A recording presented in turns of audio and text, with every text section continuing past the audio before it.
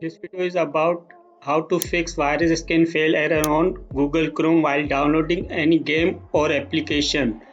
So in this video I will show you quick way to fix this problem.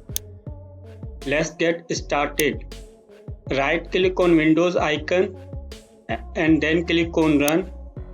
Now here search for regedit, regedit, and then click OK.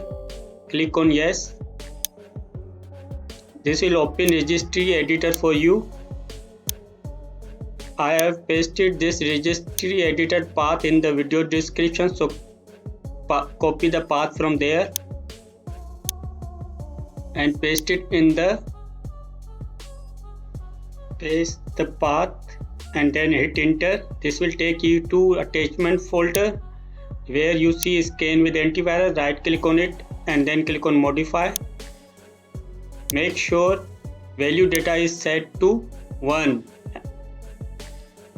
and then click on OK. Once you done that, close Chrome browser and then reopen it and try again. If you find my video helpful, then do subscribe, like, comment, share. Thanks for watching.